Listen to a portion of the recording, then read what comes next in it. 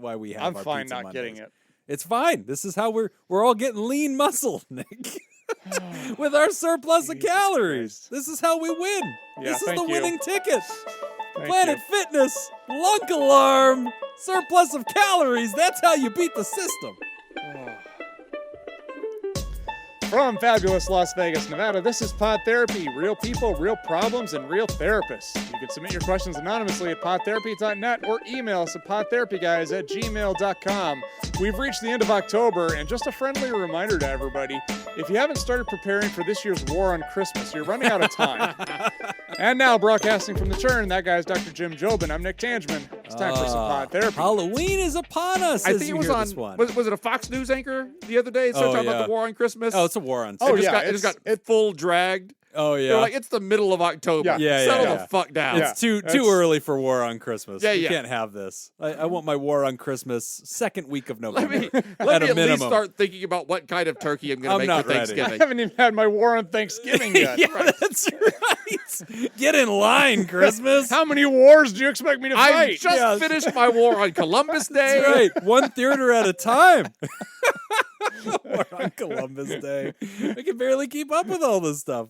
Well, this is one of the perks of being a Nevadan is that Nevada Day is October 31st. So we always get to have Halloween off or like the next day Twofer. off. It's a sweet deal. I always forget about that, and I always schedule some event. Oh, yeah. And then And you I did realize, that this 'cause you're a year. government employee, so Yeah, you I get the did day it off. this year, Yeah. and like one of my coworkers who has kids Yeah. was like, "Hey, we have the day off, and Yeah, my I'm not kids gonna have that do day this." off. Yeah. We're not." So I was like, "Oh, Yep. that's My right." favorite I gotta part, reschedule that. Halloween's already great. I love it. Awesome holiday. A lot of fun. But I love Nevada Vegas Day. Halloween is awesome. Vegas Halloween is awesome. Yeah. Like, we know what we're doing. Yeah, And it's yeah. like decent climate down here. Right. Like, it's the only time of year that like it doesn't suck to live in Las Vegas. I just remember as a kid, it never failed. Like, I would always plan like these really cool Halloween costumes and would never get to Yeah. show anybody. You got to wear your winter coat. Yeah, because it's like 30 below. Yeah. Look at the pant legs. Yeah. I'm here.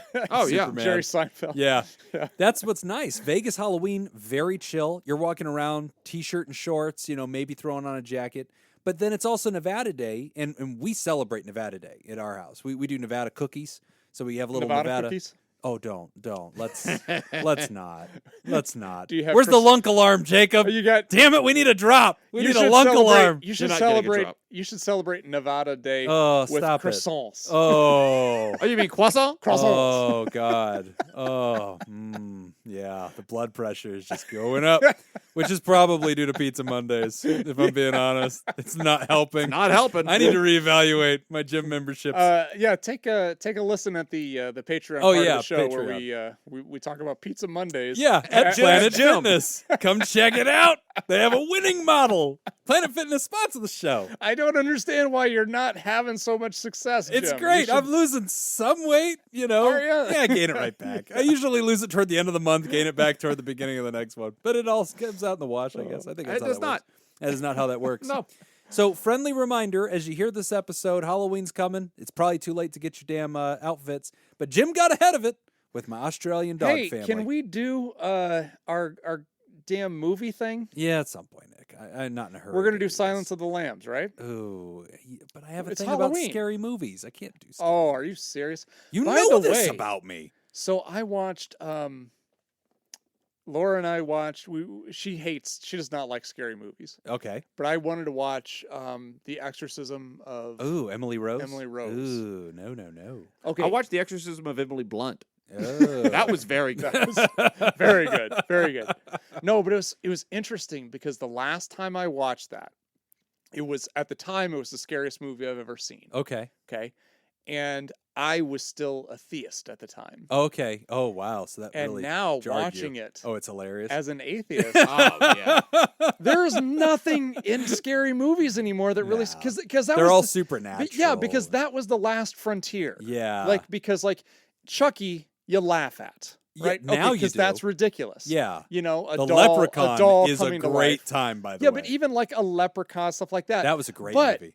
Satanism or Satan Sure. or Right. The demons, occult, stuff like yeah. that. Like if you're still in that mix, you're like, oh, this could still happen. Right. And then when that's gone, Yeah, and then now it's like there's See? nothing you've anymore lost the that can Halloween really- magic, man. Yeah, See, that I've was the real lost- message of Christmas all along. Is that Yeah. Halloween's more scary as a theist.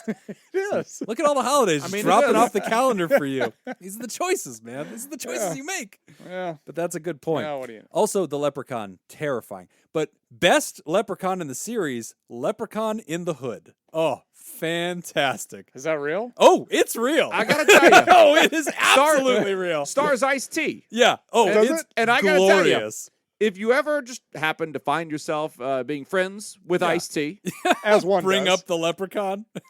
don't bring up the leprechaun. Don't bring up Leprechaun in the Hood, as the Not movie his was actually finest- titled. Sounds like you've Finest moment. You've learned this from experience. Yeah. Oh, Yeah. he did not appreciate the jokes Yeah. I made about Leprechaun Yeah. in the Hood at all. Just want you to know, big fan of some of your work, specifically your Halloween themed work, and specifically Leprechaun into Hood. Yeah, that's 5-star. 5-star. Was Yeah. this the first piece of his work that you mentioned? Yeah, that you want to lead appreciated? with that when you're talking Yeah, to T. that's You want to lead with Leprechaun. You into know, Hood. Ice-T from Leprechaun in Yeah, the yeah. Hood. yeah. This is my friend Ice T. You know him from Leprechaun into Hood. I've never And thought nothing about else. it. I don't think we had ever talked about. We talked every single day, Yeah. Yeah. and I don't think we had ever talked about like a specific aspect of his work before that. That's fantastic. We had talked about his work like generally. Yeah. Yeah. That's I Okay. want to That'd be see a- a masterpiece theater with that. Yeah, I want to see what's that guy James whatever, like the guy Oh, that's from the actor studio? yeah, the actor studio. I want to see him and T sitting down. Like, let's go over the masterpiece that is Leprechaun into Hood. Oh, glorious Halloween movie. So That'd be good. recommend for everybody. And we're a month away from Thanksgiving sliders. That's what's up. Oh, yeah. Oh yeah, I got to plug it in now. Jim's best idea ever. Yeah, it is. Yeah, I have to say. It's the only time in all of this podcast's recorded history that Nick has ever actually just said, "You were right. I agree with this. Thank you. Thank Yeah. you for bringing it That's to great. Making That- making that is- sliders out of Thanksgiving Yeah, leftovers. that is the only thing I've ever That's thanked you it. for. That's it. That's my Hall of Fame. That's the It can thing. be argued Yeah. that Capriati's gave us the idea first, but I mean, yeah, it was still. I mean, Jim I did have the idea. appropriated it. Yeah. I appropriated it in much the same Well, way the and he's leprechaun got- appropriated African American culture. He's got Jim uses the Hawaiian rolls. Yes, yeah. I do. That's Are you really still good. texting me? No, that's not me. All your cuss words. You should- Ooh, my subscription What on do you Hulu say, has been updated. That's not good. What do you say we put those on silent? Huh? Nah, that's overrated. Okay, I'll do it. All right, so we got some letters that we should probably answer Yeah, here. I let's got do a some show. interesting ones. We should probably do some therapy show. First one, resenting anti-maskers and anti-vaxxers. Dear Nick and Jim, I find myself getting incredibly angry about anti-maskers and their, quote, freedom, and the state America is in general. But I think COVID masks are a concise example of this. So let's stick with that. With the resurgence of COVID in the U.S. because of people not getting vaccinated and the Delta variant, the CDC recently changed its guidelines to request that everyone wear a mask indoors in areas where there's a lot of COVID spread. Of course, this prompted a few people I know to start complaining again about infringing our civil liberties and freedoms. All I can think of is that stupid "we live in a society" meme, because in fact, we do live in a society that depends on doing things a certain way because other people happen to exist. I just want to blow up on Twitter, Instagram, Facebook, at work against these self-centered a-holes just to wear an effing mask and snarkily bring up all the social norms that they're okay with because it benefits them. I want to do this, but I won't. I feel like my anger and frustration is rational, but the amount of it is too much. I'm in therapy right now, except my therapist is on maternity leave and I haven't had a chance to meet with somebody in the interim yet, which we have arranged. Additionally, for context, I'm a cis white male in my 30s who had loving parents, but I was emotionally neglected. Check out Running on Empty by Jonice Webb. It has been so insightful for a guy whose parents treated him like a small adult who should never express feelings throughout childhood. And of course, with toxic masculinity, I'm generally only allowed to feel angry. So there's probably some compounding between these things. Also, don't try to both sides me, Jim. Okay. I feel a little called out Saw already. that one coming. Man, that came at me. I already spend a lot of time evaluating my beliefs and trying to understand the beliefs of others, to have an internally consistent personal philosophy. I acknowledge there are many views different from mine for valid reasons, but so many people now make bad faith arguments or just try to win them. Anyway, I guess my question is something like, how can I prevent or deal with getting too angry over something that I'm allowed to be angry about? Take care. Irate in Iowa. Go Panthers. Pronouns he and him. Go Panthers. Just throwing that out there, Oh, winning you some yes. Nick bucks. Yeah. Very nice. Right on. Getting those Nick bucks. Guys, I can handle this one. Go for it. Go Jacob. ahead. Throw Go ahead. it down. Go ahead. Just yell at him. It's fine. Just scream. That'll fix it. Just The, scream at him. Not being able to express emotions and feelings throughout your childhood makes a lot more sense knowing that you're from the Midwest. Yeah. I'll just start with that. Just stifling those Yeah. right up front. You got That's to a bury great that idea. bury that shit deep down. Just bury that. Get on in there. Or that sheep. that sheep too. Those are both relevant Yeah. Midwest answers, Both I relevant. think. This is a tough one. This is a really tough one. I am a very pacifistic, chill dude. I don't yell at things. If I do, it's sarcastically or it's a big entity, right? Like I don't yell at actual people very much unless they're like a celebrity or something like that, or a sports team, or UNLV's football coach. This is difficult for me because I know what I feel is a good approach, Yeah. but I don't want to do it, Yeah. and B, I don't want to put that kind of time into it. Yeah. Yeah. You know, it's hard. it It's is. hard to It's stay draining. polite. Well, okay. So like to both sides this thing for a second. Oh, please. You know, Please. I think we ought to lead with that since I was called Right. out on it. Yeah. I, as a therapist, when I'm visiting with anybody and they tell me that I have patients that have told me I have a fake Vax card, that's hard to hear, right? Yeah, that's a deep breath moment. That's a deep breath moment. You know, I have people that tell me Evander they. Kane. Yeah, Oh, yeah. we should- Vander Kane is a At patient some point, of we mine. need to Yeah. talk about what legal things therapists are required to call the cops about. Yeah, it gets really tricky. Because like right? if your patient just What is does like, that mean? I am breaking the law. Right. I- Which I- I'm not required to report. Obviously, yeah. Yeah, so that's they're protected. So I've had patients that tell me that. I've had patients that say I wear fake masks. Are you required to not report it? That's it's protected It is information. protected. Yeah. Okay. Yep.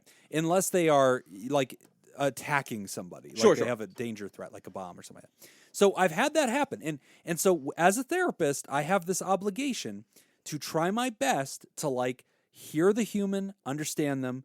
I'm not an epidemiologist in their life. I'm their therapist. My job is not to correct them about facts or figures or challenge their worldview, as deeply flawed as I feel that it is, but it's to be present with them and help them sort out other things or this if this is relevant to them, right? So it's very hard to listen to because I think that's dangerous behavior and I don't agree with it. But at the same time, I have to respect their dignity of choice as a human and whatever. Now, the internet's a whole nother thing. And it does get really, really frustrating. And this is one of the reasons I've opted just to not go back in office. And like I've struggled with it because I have a nice office. I want to get back into it. I want to get back into the game and do things in person. But I've chosen not to do it because I realize And you're still paying rent on it. I'm still paying rent on that thing, you know, and I'm not going there. And so like I've decided, okay, you know, I don't want to be put in a position. It's one thing if you're telling me about this. Another thing is you're threatening my life with it, right? It's another thing if you're disrespecting my safety. Oh, my because the health. patient who's Oh, telling yeah, you that yeah. is not in the room with Right. you. They're Yeah. telling me it through Sure. telehealth. Of you know, course. so I like didn't think it's about easy that. for me to listen to them and go, okay, I can be here for them. I'm their therapist and I can be a professional, right?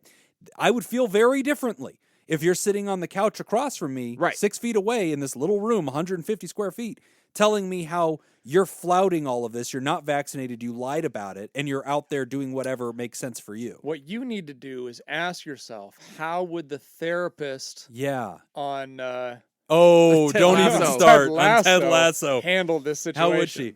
So there's a lot of things that happen I on am the better Twitters. at getting vaccinated than you are. Yeah. How good are you at getting vaccinated? I'm One shot? better. I've gotten 2. I'm twice as good. Go back to the old Patreon for that one.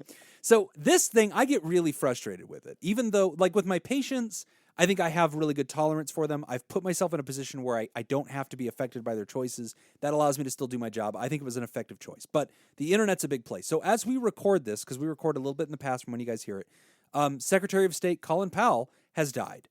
And whenever he died, and it was this morning, they blasted it all. They said, "Oh my gosh, he's died of COVID-19. He was double vaccinated," and that was all the news said. Yes. Yeah, And immediately, a bunch of Fox News people went online and said, "We really need to start questioning the vaccines." And there was a tweet that got retweeted by a colleague of mine who shall remain nameless. Nick. And the tweet said, "It's clear from the number of vaxxed people not only falling ill but dying from COVID that the public were lied to about the effectiveness of the vaccines. I would also question whether there really were variants or whether this was just a BS cover story." That was hard to read. That was really hard to read. And to not get angry. Here's Colin Powell had cancer. Yeah, And he was and he's 84 years 85. old. Yeah. like multiple melanomas, Yeah. etc. He had some shit going. I had a not friend, but acquaintance. Yeah. Been around a couple times. Died this week of COVID-19. Oh, wow. Double vaxxed. Double vaxxed. Unclear as Okay. to what was going on. Unclear about underlying symptoms. It's not a bulletproof shield. Nothing. It is not a But bulletproof I'll tell you, no underlying symptoms that his friend. Because I mean, I'm close friends with with at least one of his very close friends. Okay. And like our mutual close friend didn't know about any underlying symptoms. Okay. And mid to late 50s. Which can happen.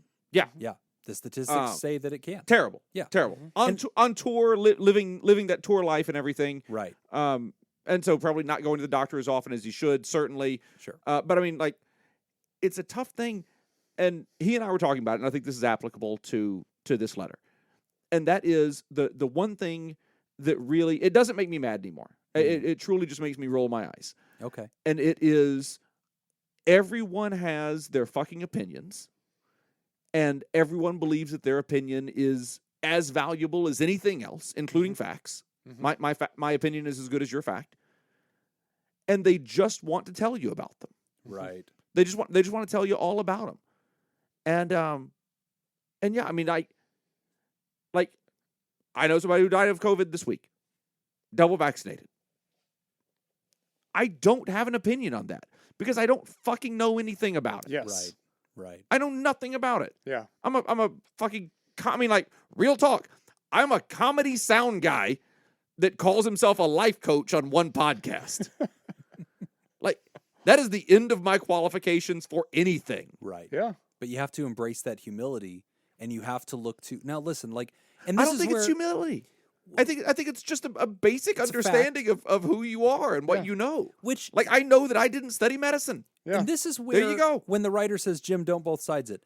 This is why I sometimes both sides things. It's not that I both sides them. I take offense to that. I think it's You more shouldn't.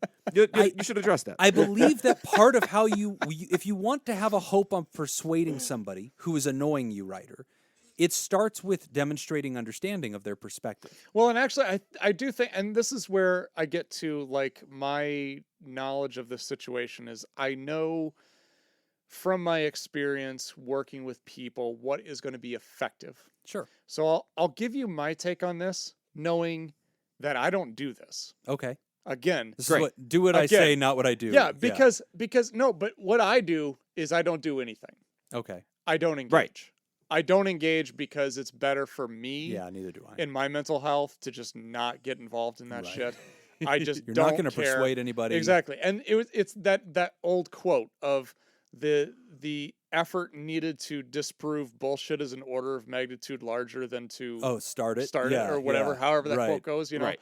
And that's 100% true. 100x truth to Takes cancel a lie. so much more. Yeah. But here's a couple things. Number one, facts aren't going to matter. Right. Okay, so giving data, Yeah. giving research, giving whatever, you're talking to people by and large who think that there's a conspiracy that you can't trust science. So it doesn't matter what you provide. It's not going to matter. Plus, there's always going to be something that they can say, well, you know, those statistics are Or they said manipulated this in or March, blah, blah, now blah. they're saying this in Yeah, October. exactly. Yeah. There's always some way of twisting that so that they can continue to believe what they want to believe. Right. So that's ineffective. I think the most effective thing to do is to be inquisitive, but start from a point of caring about what their concern is. Like that finding that point where you agree. Like, because honestly, it actually kind of reminds me of how Penn Jillette talks about talking to Christians Okay. who want to proselytize to him. Yeah. Right. Which is, he says, if you really believe that when I die, I'm going to burn in hell, and you don't try to convert me, I'm offended. Oh, okay. Yeah, he goes the other way with it. Like, Yeah, because you mean well. Yeah, because he's like, if you have some sort of secret and some sort of knowledge and you Right. don't share it with me, I'm going to be upset. That's yeah, bad. then you didn't care for So me. the fact that you're trying to convert me tells me that you care about me. So that's the way that he looks at it. He chooses from that to see it lens, that angle. right? But also, if you're being an asshole while you're doing it, you're still being an asshole. Right. Exactly. Right. That's just Exactly. its own step. So, like, Yeah. if you're being an asshole related to whatever, Yeah. that's still somebody being an asshole. Right. Yes. Which I'm very familiar with. Yes. Yeah. I mean, and if you've got somebody who, let's say, they're not being an asshole, they're just being, misinformed. Great. I guess that's the way I try to look at it too. I'm is I usually try happy look to at- have a conversation with someone. If Yeah. if the other person is willing to sit and have a polite, actual conversation, Right. Right. where we're both like, I mean, if you present facts to me Pretty that rare. I don't have, I'm very willing to change my mind. Well, and Sure. that's the big challenge of this. And like this is why like If someone says to me, like, I write a check to a hospital every time they diagnose a COVID patient with COVID, right. I'm I part write them of this I write them a corrupt scheme. $30,000 check, Right. and here's the evidence Here's of this. the evidence. Like, okay, yeah. Yeah. And, I'll and like, I'll talk about that. I'll look at that. that's the thing that I think having to sit down and really listen to people who have a fake vax card, who are on team anti-vax. One of the things I do appreciate about the position, and I really sincerely say this, whenever they first start going, they say, listen, there are so many reasons to distrust establishments. There are so many reasons to distrust your politicians. Mhm. And then they start naming a few. And sure, you nod your head to that and go, They haven't worked to earn a lot of there trust. have been Right. plenty of examples that would demonstrate a lack of credibility on this issue. And then from there, it usually leads to, here's a motivation I could guess a leadership tier would have to kill us, to thin out the population, Great. or that this vaccine is going to make us docile and easy to lead, whatever. And so, okay, it's fragile logic because it's a big leap to say an entire system where the winners were winning because of how the system was built would now like to sabotage said system and destroy capitalism or whatever. I don't know about that. Well, it's kind of like the a idea leap. that in every conspiracy theory lies one piece right. of accurate information. It's built on something, Right. and You know, so like, and then the they'll mob- anecdotally bring up what Jacob said, Yeah, like, the- hey, this guy did pass away. He had double vax. He was a healthy guy. What do you have to say that? And it's like, I have to say that it sounds like in June when Fauci was telling us we have 100% protection rate, that was against COVID Classic and not Delta. It's probably accurate to say the mob did not like JFK. Sure, yeah, It's and probably accurate to say that they would have wanted him dead if they could have. I don't know if they pulled the trigger. Exactly. So, but So- it definitely humanizes the other side, which honestly, for better or worse, I kind of go with Jacob on this because I think like I don't know what to do in that anger situation because I think that talking it out is superior, but this is a life and death issue. And I know if it's me and you are the anti-vaxxer family and you're putting your kids in school with my family, I have to take that personally. I'm sorry, but I do. And I'm the most gentle dude you'll ever meet. I'm a freaking therapist who really wants to hear your point of view until you start to put your danger in my family's way. And now I'm going with statistics. I'm going with that government. No matter how corrupt it is, I think that they have an invested interest in keeping their own civilians alive, right? I just think they generally do. And so I don't know what to tell you except we got to pick a side here. And I'm going with the side that has the preponderance of evidence and data, and I realize why you're not. But here's my thing. Take your position. Be an anti-vaxxer. Shout it from the rooftops. Take your lumps. Take them. So if your job says, hey, we're going to let you go if you don't have, do it. Take it. Get unemployed. Do it on principle. If the school says, hey, listen, your kids can't come here because of X, Y, and Z because you guys aren't taking it seriously, you're not wearing masks, you're lying about the vax, we're LA County and we require the kids to be vaccinated and you're lying about it, take your lumps. Homeschool them. Follow your principles all the way to the end. Be consistent. Do not try to live in the same system that you're denouncing as being corrupt and nefarious and trying to murder you. Leave the system. I was trying to figure out where he was going with that. Leave the system. Yeah. And I think that's where both sides can shake hands and agree. If you lose your job on principle and you go off and do your own thing, I look at that and go, I'm sorry it came to this. I'm sorry that the system was not credible enough to have won you over. I sincerely am. I value your life. You're my neighbor. And we're in this together because that's what pandemics mean, right? I'm sorry that we don't and I'm a hater on the system. I believe the system is very corrupt. I think there's plenty of evidence why the American government has lost credibility. And I do get angry when the politicians clutch their pearls and they're like, can you believe they don't believe in science? I kind of get offended at that because I'm like, no, I know a lot of anti-vaxxers who are plenty okay with science. They don't believe you. They don't believe you and the lying class of politicians. And yeah, you do get to own the fact that you've been lying to a lot of people about a lot of things for a really long time. But now it doesn't suit you to bring that up. So now you're on Team Science and hiding behind Fauci and the scientists to try to like bleach your terrible, corrupt image. Like, it's complicated. But if you're an anti-vaxxer, you're putting the rest of us in danger. Opt out of the system. Here's what you do get to do, Ryder. You can do what I do, which I have two approaches. Okay. My first approach is with people who I love and respect, who have anti-vax thoughts, whatever they might be, whatever extent they might be practicing those two, and that is, I want to have a conversation with them. I want to have a real conversation with them, and I want them to explain to me, what their thought process is. I want to talk to them because I want them to be healthy, and I want what's best for my friends who I care about.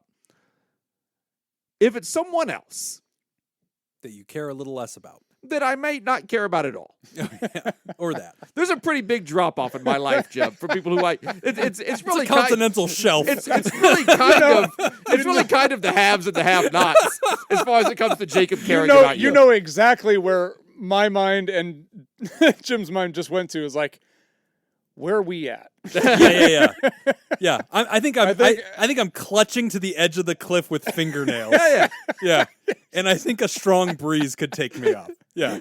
I brought whiskey, so I think he likes me. That was from both of us. Today. That Iowa whiskey was Yeah. from both of us. But go on. How do you deal with the other group? I don't get angry. You do not. I Yeah. do not get angry. Yeah.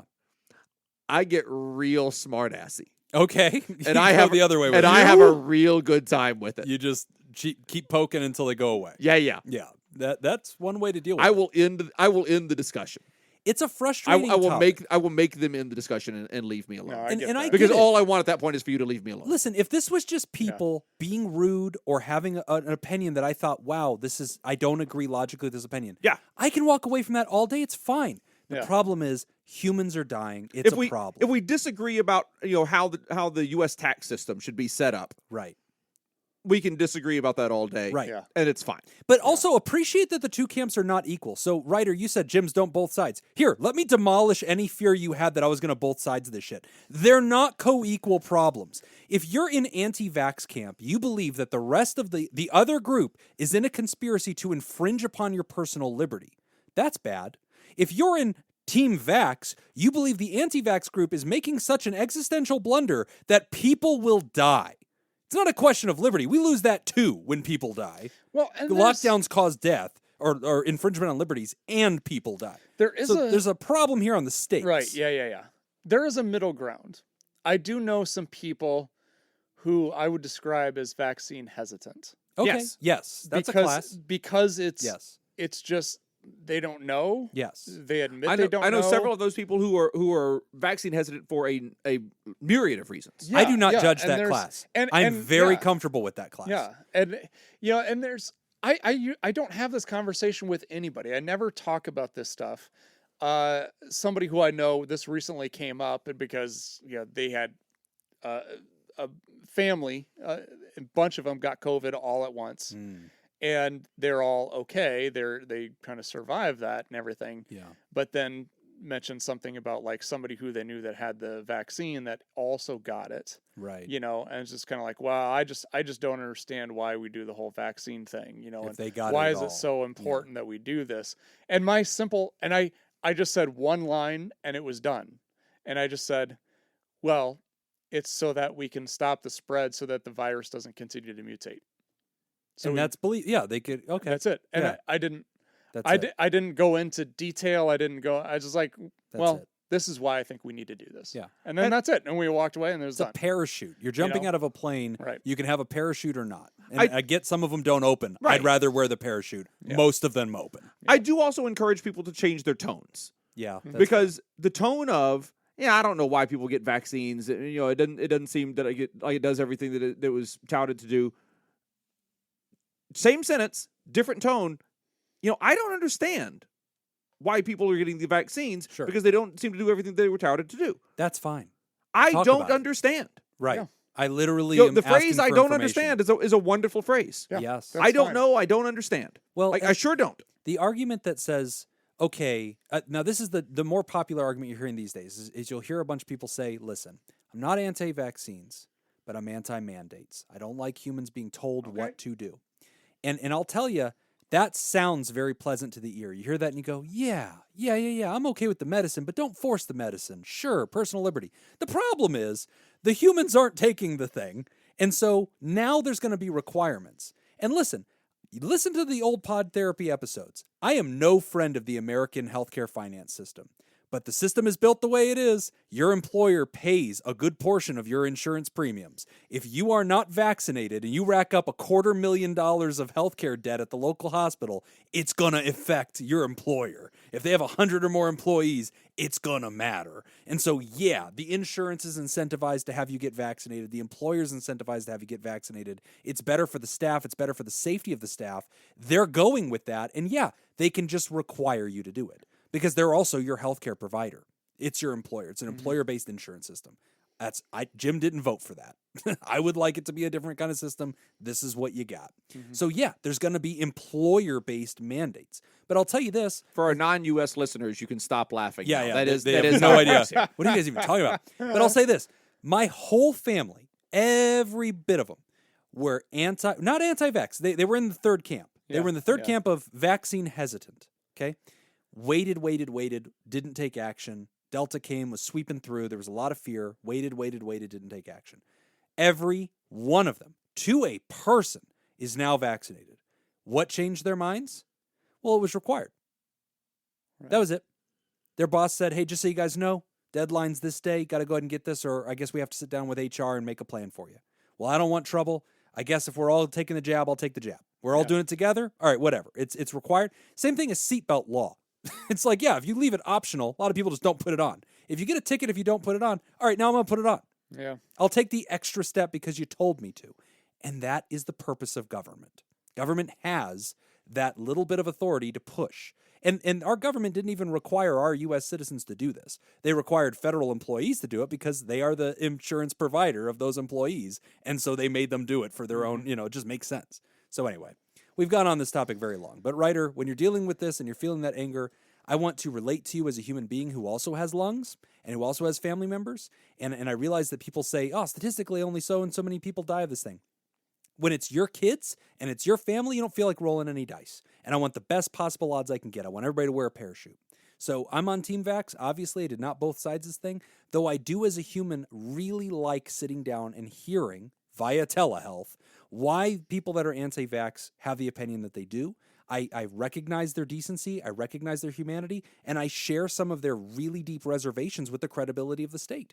I understand their concerns. I think, and like I said, my bits of feedback is they're not that crazy. I think if you're going to have to choose whether or not you want to engage, first off.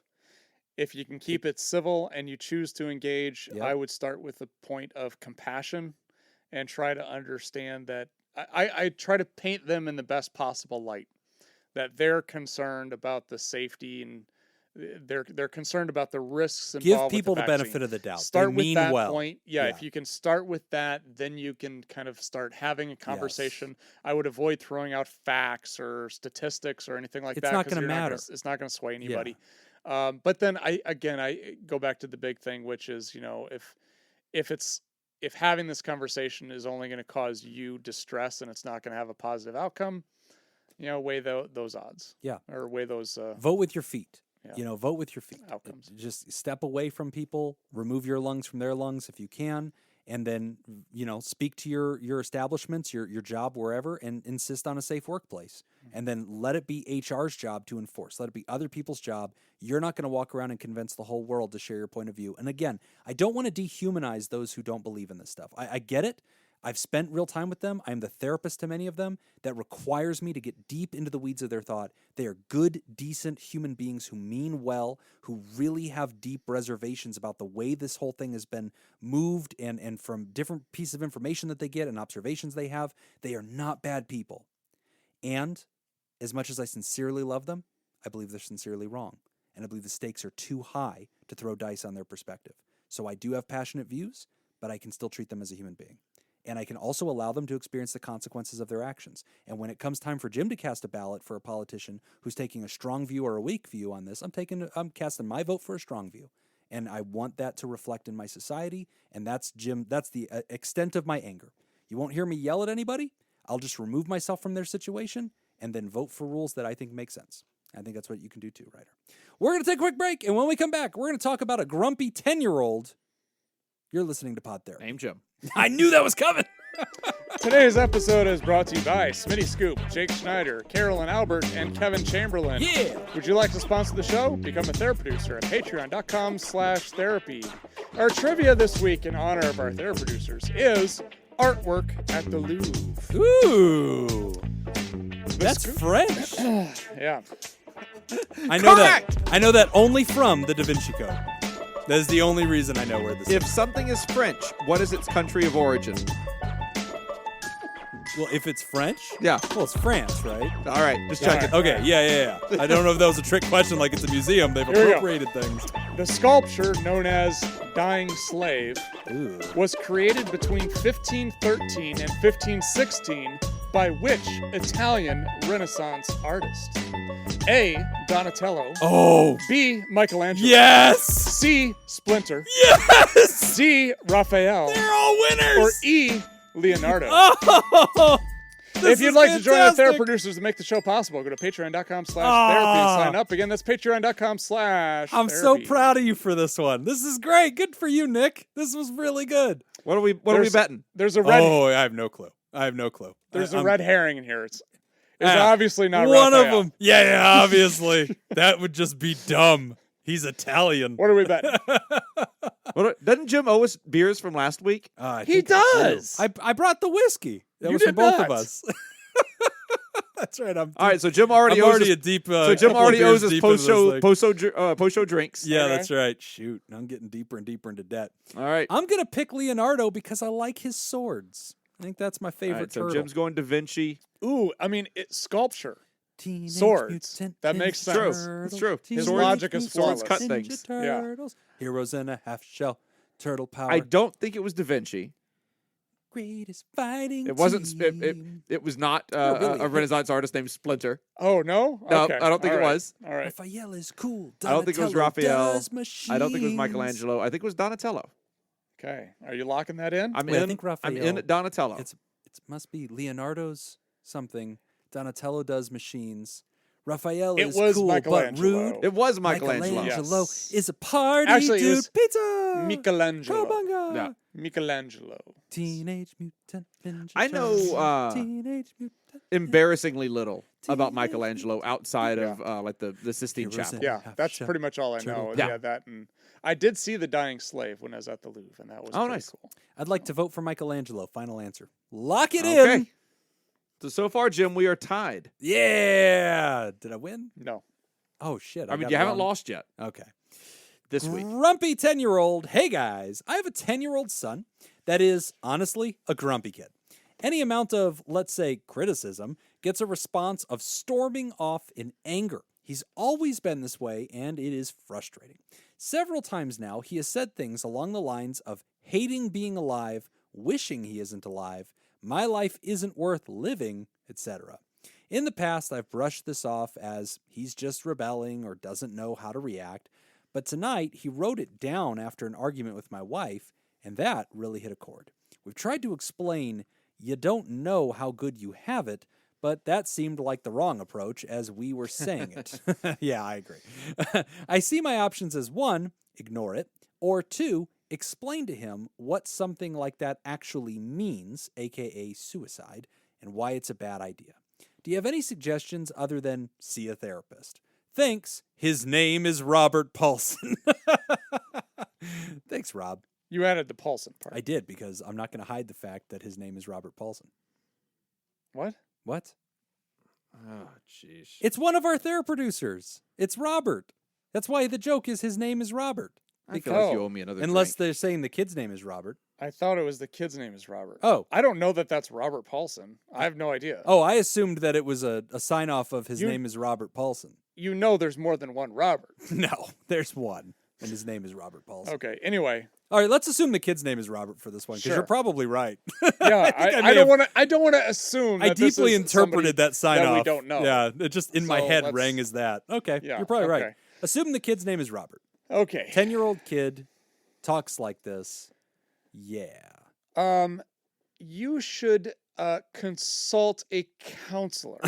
He said don't say therapist. He said don't Nice. say therapist. Go to the guidance counselor. No, in all seriousness, I do like the fact that you caught right away that you don't know how good you've got it. Yeah. Because that is Nice try, Andy I mean, Griffith. but like honestly, it's one of those things. Don't feel bad about that because Sure. like everybody falls into that trap because Right. it seems like, well, this logically we should explain that this Right. you shouldn't.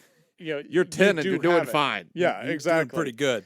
But ultimately, like if it's something serious like depression, ultimately what that means is you're just adding one more piece to it, which is like, yeah, you're right. I shouldn't feel this way, but I Right. do. So now I've got that to deal with too. Right. I don't know as if this is really depression think or so. if this is just attention seeking. Melodramatic. Yeah.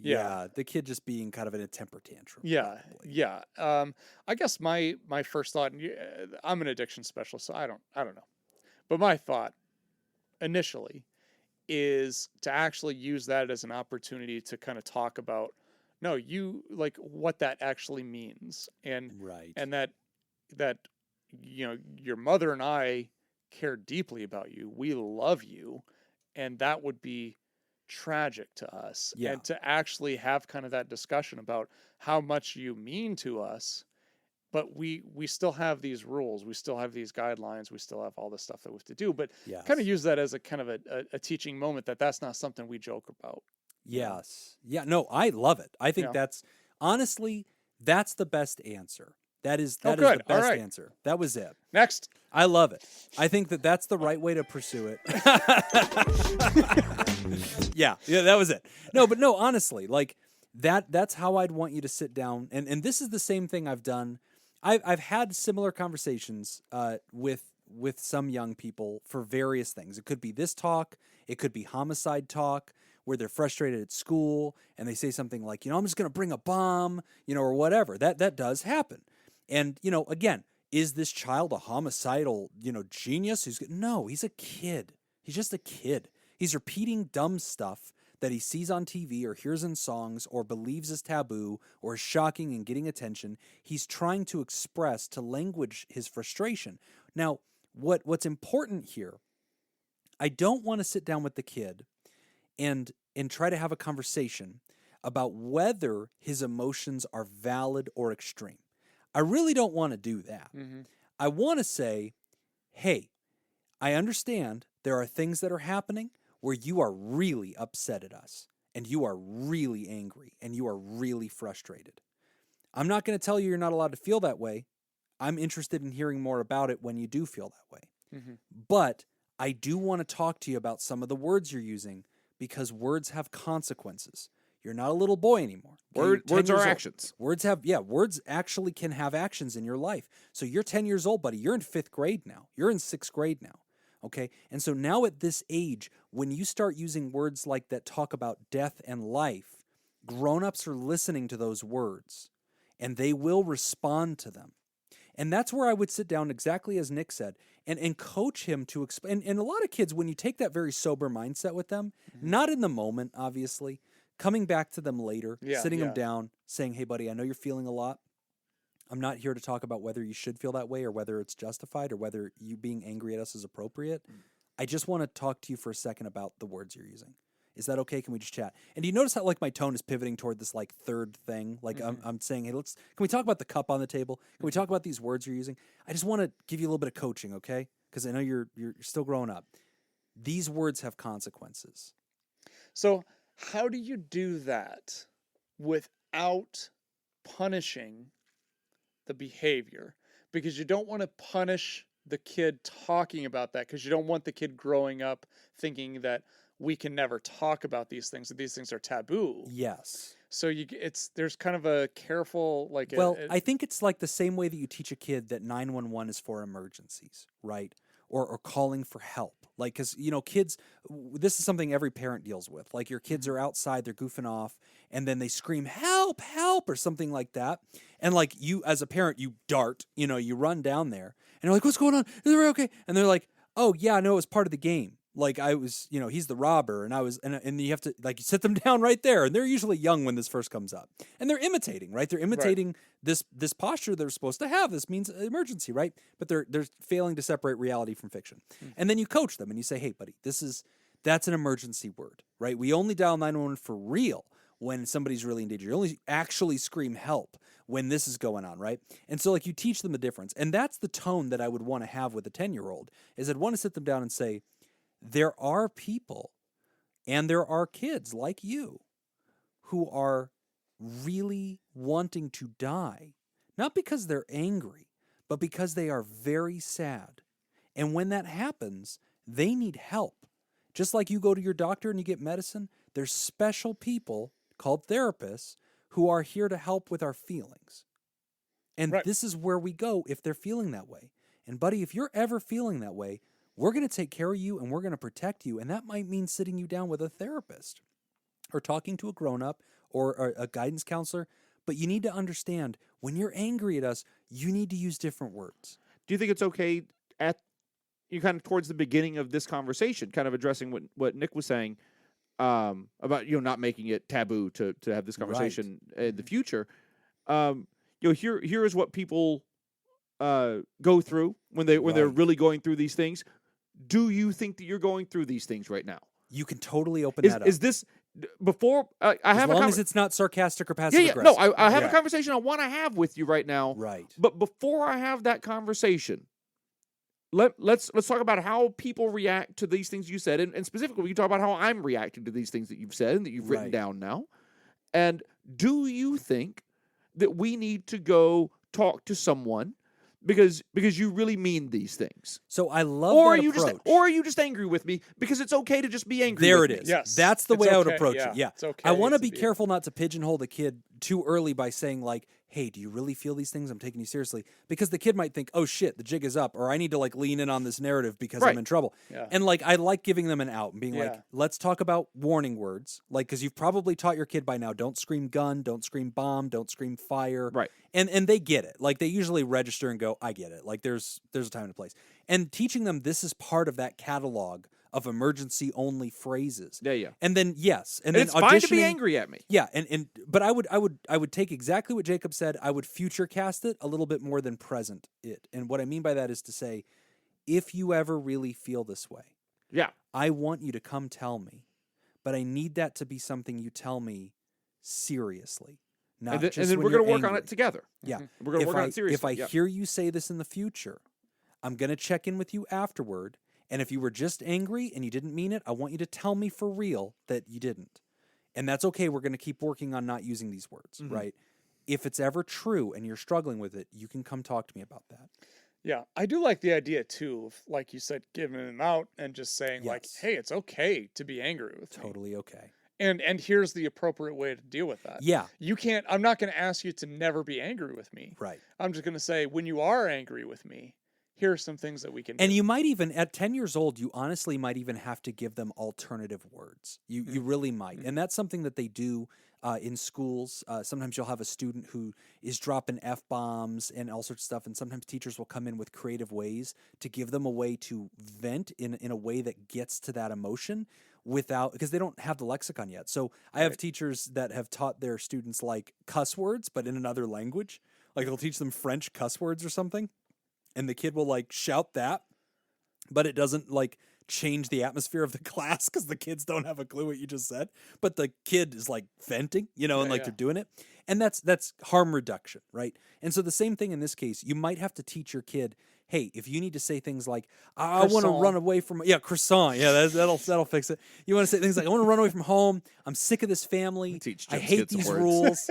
Yeah, this is unfair. Like you might need to give him a list of suggestions or brainstorm with him and say, why don't we sit down together since we're calm right now and let's write down on this piece of paper things you could say that are how you really feel, right? Because that's different than talking about death, because it is different. And you might be so upset that you really mean that phrase, but you don't truly understand that phrase. It's like saying, I'm so angry I want to blow up a building. Yeah. Well, son, people go to jail for blowing up buildings. Like we have to do something about that. If we think you really might do that, we have to protect you and those people. You're old enough now that people have to take this serious. Yeah. And I think most kids, they like being talked to like a grown-up. They like being brought to the grown-up table where you talk to them as a grown-up and say, hey, just so you know, you're old now. You're in 5th, 6th grade. People take this seriously. Mm-hmm. And so I want to make sure that you have different words to say what you really mean, because these words could change your reality. And they're special words. They're for real danger. So you're allowed to say them, but know that I need to respond if you say them. Yeah. So that could be an idea for your child named Robert. Yeah, who I like that. That's the child's name. Give that a shot. Going with it. And don't forget to tell them what it was like when you were a kid. They always need to hear that. You tell them, when I was your age. Closing with, you don't know how good you've got it. Yeah, always come back. Big close. Just don't open with that. Yeah, you don't open with that, but you come back to, when I was your age, you had to walk 10 miles uphill both ways. We're going to take a quick break. When we come back, we're talking about self-care with ADHD. You're listening to Pod Therapy. Today's episode is brought to you by Smitty Scoop, Jake Schneider, Carolyn Albert, Kevin Chamberlain. Would you like to sponsor a show? Become a therapy producer at patreon.com/therapy. Our next artwork in the Louvre question is: painted on walnut wood between 1513 and 1516, Saint John the Baptist. Ooh, I got this one. Created by which Italian Renaissance artist? Oh, God. Let it be the turtles again. Was it Donatello? Yes! Donatello da Vinci. Michelangelo da Vinci. They're all brothers. They should have the same last name. Oh, that's probably a good point. Idiots. Is it C, Banksy? Banksy! D, Raphael? Or E, Leonardo da Vinci? Oh, this is great. If you'd like to join the therapy producers and make the show possible, go to patreon.com/therapy and sign up. Again, that's patreon.com/therapy. Nick, your trivia has brought me joy. I good. love it. This is great. Also, you know what I realized this week as I was not prepping for the show, but had a random thought where I remembered we have a podcast? We've never invited our listeners to just write in with trivia. We did in the very beginning, and then Nobody's no one ever did. done it. So Good point. No, actually, no, that's not true. What happened is you started answering the questions right away. Oh, yeah? And so there's no point to anybody writing in, because by the time they heard it, they already knew the answer. It's already happened. Okay, that might be the case. If you listeners would ever like to just send in trivia, we do 2 questions a show. Email it to podtherapyguys@gmail.com. Just put the answers at the very bottom of the email and put a bunch of space in between your questions and the answers. We'll make it work for the show. So fair. Open season. So I get to guess a random turtle again. Go ahead. This time I'm going hard with Raphael. Okay. Also not my favorite turtle. Okay. Didn't like Raphael. Don't like the attitude. All right. I think he was probably my favorite. Really? He's a dick. When I bought the you remember the turtle like outfit thing that you could buy? Yeah. Like it was the band. Oh, yeah. The little nose. Yeah. The color and the belt with their letter on it. Hell yeah. I had the Raphael one. You had that one? Yeah. Okay. Pop quiz. Actually, not for you. You can get it. Jacob, pop quiz. Name the weapons that each turtle uses. Do you want me to just name her, or you want to give me the turtle and I'll give you the weapon that goes with Leonardo. Katana swords. Damn, that was actually... Okay. Donatello. Bow staff. Oh, shit. Okay, he's got them so far. He's batting 1,000. Only got 2 left. Michelangelo. Right. Nunchucks. Oh, shit. Raphael. Ooh, can you name it? I mean, I can name it, but first I'm going to let out a sigh. Oh, my God. Devastated. Stay down, dunk. Stay Jim. down, He gentlemen. just tomahawked it in the air. Oh, it was glorious. Mic drop. That was beautiful. I don't even care what the answer is. He wins. What do you want to do? Double or nothing on your beer? How deep am I? Am I 6-pack in yet? At least 6-pack from last week. I figure we're gonna go to the bar after we finish recording Two tonight, beers. so. and you're gonna Probably settle up true. on this I think I bet. got to settle up. All right, so I said Raphael. What do Are we you going got? double or nothing, or are you not? Double or nothing? Run it back. Run it. All right, I'm going Da Vinci. Wait a minute. What? Da Vinci was an option? Leonardo. Yes, Leonardo. His last You name said was they Da have the Vinci. same last name. I believe Yeah, you said they were I- all Da Vinci. That was a- Raphael da Vinci. That was a joke. Oh.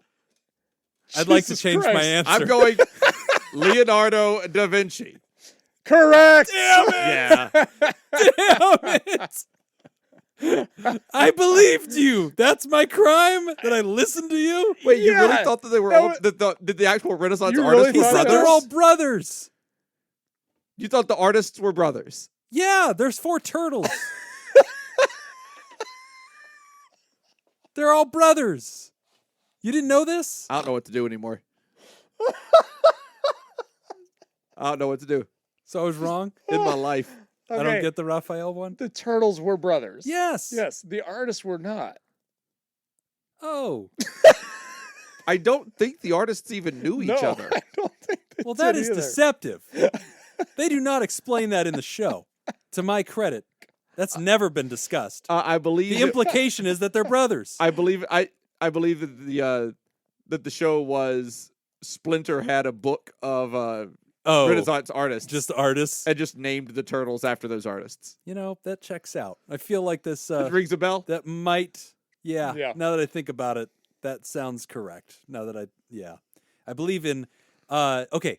By the way, we hit like the one cartoon thing that I could actually give you some knowledge. That was about. it. Yeah. We've exhausted your Oh, entire yeah. encyclopedia. Don't ask me about another cartoon. Not hitting any goals. No. Got it. Okay. We'll have to keep that in mind. What question are we on? Do we already do Grumpy 10-year-old? Yeah, we did. Self-care with ADHD. Hey guys, I've been enjoying listening to your show since your Reddit AMA. It's great to listen to you guys chat and riff off each other as friends since my work went remote and I don't get to interact with other humans as much. Hear that? Yep, it works. I was hoping you guys might have some tips on self-care, specifically for people who struggle with ADHD. Although I've dabbled in an exhausting number of hobbies and pampering activities, I can rarely work up the motivation to continue with them long enough to find an easy go-to self-care activity for when shit hits the fan and I'm really stressed. It could be a small thing that sends me into freak-out mode, but once I'm overwhelmed, nothing sounds enjoyable. Even bribes I try to make with myself, such as, okay, screw it. If you, okay, screw it. You can eat all the tastiest cheese in the fridge if Ooh, it'll make tasty you cheese. feel even a little bit better. Heck, enjoy a glass of wine with it. Literally, whatever you need to self-soothe for the next 10 to 30 minutes, just so you feel a little bit better, you can go back to it, or at least move on from insert stressor and start your evening. But my brain's response is, meh. Everything sounds dumb and zero fun, and will therefore resolve none of my stress and requires too much motivation for me to even want to. Instead, I end up jumping between lame, non-pleasurable things while still managing to get nothing done. Take deep breaths for a minute, give up when it doesn't work, scroll on Reddit for a bit, put away 1/5 of the laundry, research if I should maybe order fiber supplements, read 5 pages of Dune, etc. I first experienced this issue a few years ago when I went off my ADD medication for a few weeks. I currently take 40 milligrams of Adderall daily, and have begun to struggle with it again, with increasing frequency.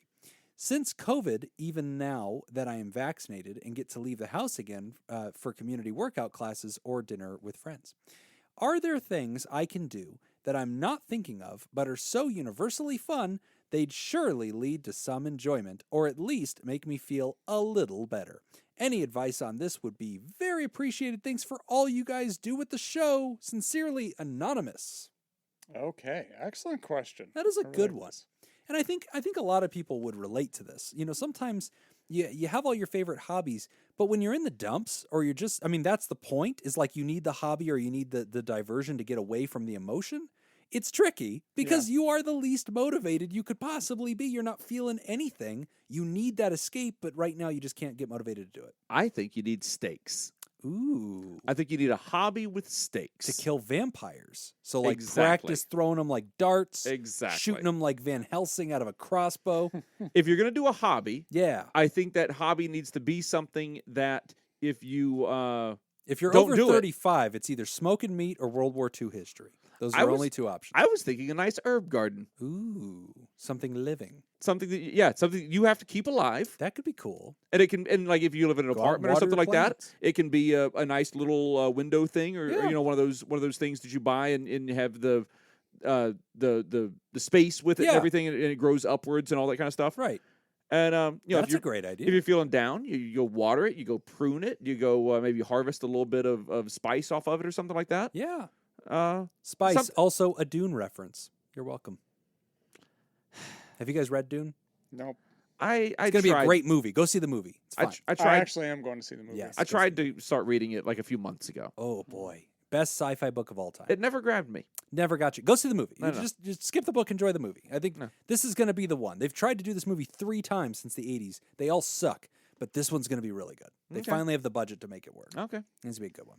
What do you think, I Tinsman? think I like Jacob's idea. I If think you're that's gonna do, really good. I'm just I like it. I'm Yeah. going off of like doing Yeah. a hobby thing. Yeah, just suggestions. I've got something that is going to be incredibly predictable for me if you've listened to this show at Get the all. lunk alarm ready, Jacob. Here it comes. You got it. Lunk alarm. What do you think it is? I need a drop. What do you think it is? I think it's going to be workout, go stretch, It's lift ac- something heavy, It's no. make a protein shake, don't eat pizza on a Monday. Okay, now you're just being a dick. Do not make and consume a protein shake every time you're feeling a little Don't bad. go to That's- Denny's, that's- Jim. That's not going to be Don't go to the healthy. chocolate shop, Jim. But I am going to say exercise. Ah, Okay. lunk alarm. Now, here's what I want you to do. I would love for you to go check out the book Spark.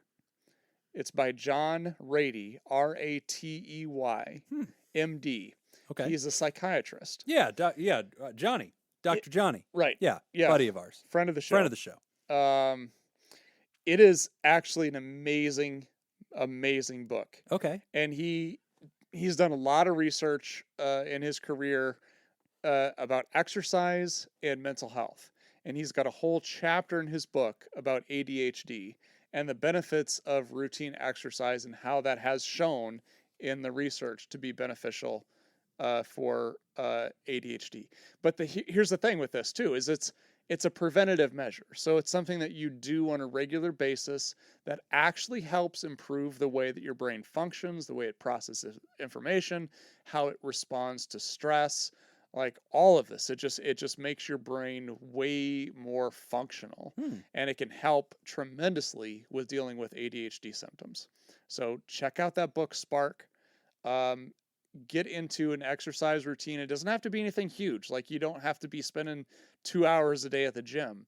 It could be something as simple as in the morning, getting up, going for a walk, just trying to get your heart rate up to, a decent workout.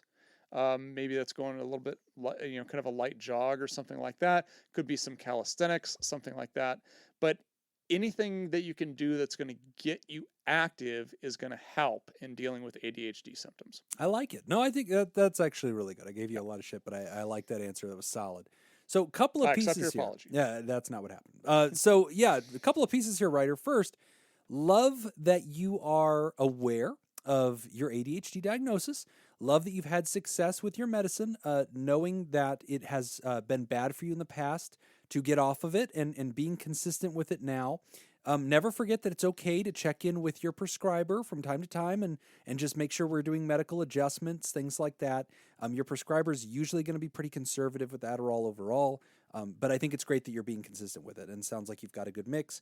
So a couple of things that I'll do with folks. This is similar to what I'll do whenever people are dealing with some bouts of depression. With depression symptoms as well, I want to mix up their life a little bit. I want them to do active things that look different than sitting, sulking in stagnation, right?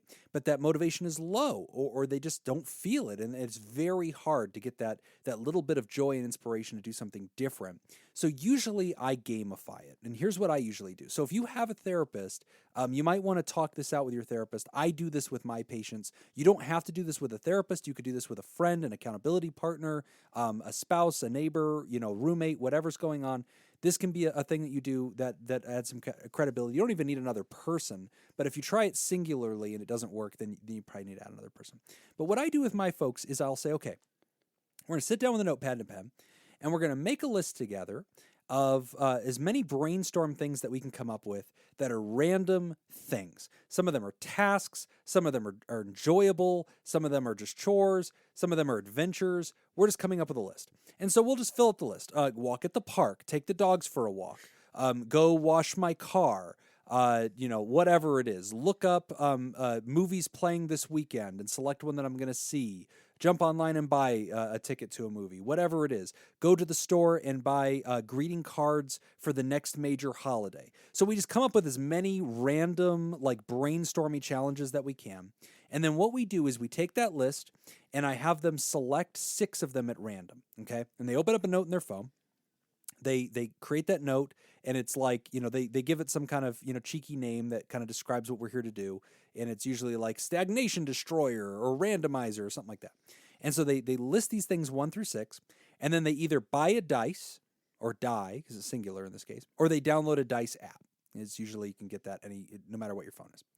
And that's the challenge. So when they are feeling stagnant, stuck, can't break out of it, no matter what I can go eat the cheese. No, I don't want to do it. I'm just sitting here on the couch. You read a couple pages of book. No, I don't want to do it. I'm just sitting here on the couch. Okay. All right. I'm invoking the stagnation destroyer, right? I've already had it my way. I've tried to come up with my best ideas. Nothing sounds good. I am doing this. And so they'll roll the little dice or they'll hit the little app. Whatever number comes up, that is what they are doing. The accountability comes in with me because I have to know that they've rolled the dice. And so usually they'll take a screenshot of the dice, and I have like a file where I know what their 6 are, and they'll send it to me for accountability. They'll say, I got a 4. And I'll say, great, I can't wait to hear about the movie that you're going to see this afternoon. And they just go. They just get up and go. Now you might think, well, wait a minute, Jim. If I wasn't motivated prior to this little game, why would I be motivated afterward? You'd be surprised what engineering your own game and having somebody ask you about it will actually motivate you to do. Follow-up actually happens, and follow-through actually happens with some measure of accountability when you've created a structure that flows you forward. The trick is to remove the thinking from the thing. Do all the thinking in your prep work, create a mechanism of action that launches you into the activity, and then you just have to do it. That's the thing. You have to do it. Accountability is important, and if you do it right away, that's helpful. Because the more you delay, the more you talk yourself out of doing it. There's no delay. Go. Yep. You roll the 4, that's movies. You roll the 3, take the dog for a walk. You roll the 2, and that's what I'll do with my patients is I'll say, okay, I need to see a picture of you doing this. And they'll shoot me a picture of them, washing their car, or shoot me a picture of them at the gym, or shoot me a picture of them walking their dog, or shoot me a picture of them walking into the movie theater. I'll go, great.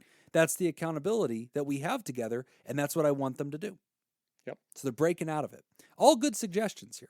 Herb garden could be part of the 6. Can I want to read something here. Oh, is it poetry? From the book. Is it a haiku? No. Oh.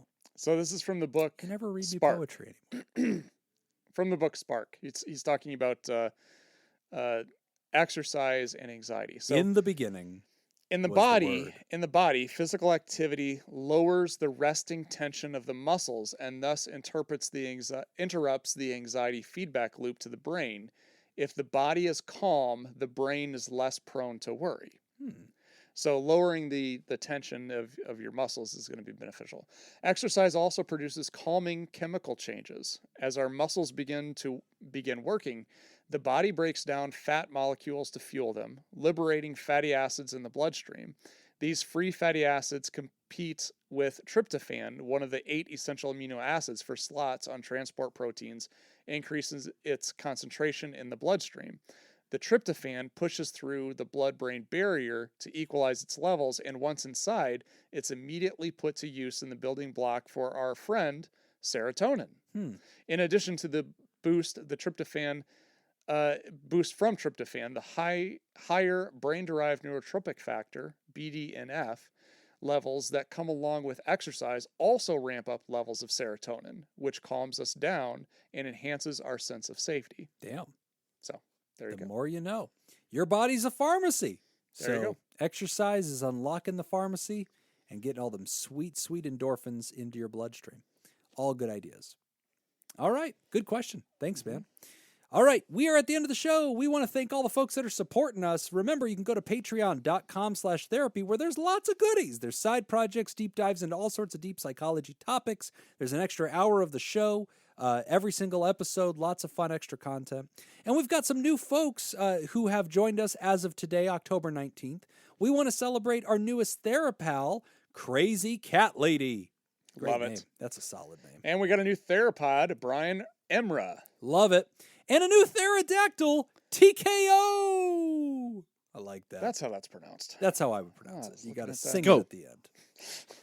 And we want to thank our bosses, the Saccharine 16, the mysterious and shrouded Illuminati members of the fan club. We're talking about the Theraproducers like Smitty Scoop, Jake Schneider, Robert Brownie Jr. Mint, Kayla Lansbury, Judy Schneider, Nathan's Hot Dog Scoop, King of Student Loan Debt, Dr. Ben Dawn, Crazy Banana Scoop, Mason Miller, Scott Jameson, Carolyn Albert, Leon Kassab, Kevin Chamberlain, Malaya, Richard Macy, Cindy Ash, Newstick, and first of name breather fire dumb of ass, Lord Colin Stewart. Hey, Lord Colin Stewart, I reached out to you on Patreon because you won the drawing. Oh, that's right. Yeah, and so I haven't heard back from you yet, so check your Patreon emails. Yes. Or email us. I need some info from you so I can send you your blanket. Yep. And if you would like to hear this episode uncut and unedited, Oh, and why wouldn't you? come on, pay attention, and enjoy our spontaneous that's the side problem. projects. Go to patreon.com/therapy. And thank you for supporting mental health. Oh, that's all the time we got for this week's session. We want to thank our landlords, Matt Mattingly's Ice Cream Social Podcast. And thanks to those of you who contributed to our show today. We really appreciate it. Remember, Pod Therapy isn't something you should keep all to yourself. Share this episode with someone who needs it by opening the episode's description in your podcast app and copying and pasting the link provided in your social media. Don't forget, you can find us at facebook.com/podtherapy, on Twitter @PodTherapyGuys, and at patreon.com/therapy. If you want to submit a question to the show, ask anonymously at podtherapy.net or email us at podtherapyguys@gmail.com. I'm Nick Tangeman. I'm Jim Job. Thanks, and we'll see you for your appointment next week. Lonk-a-lonk! Lonk! I just hate everything about that. Lonk, lonk, Yeah. lonk, Yeah. lonk. Lonk is dumb. It should be the sound of geese. Jim yelling it is also on the list of things that I hate. Yeah, Lonk. that goes with that too.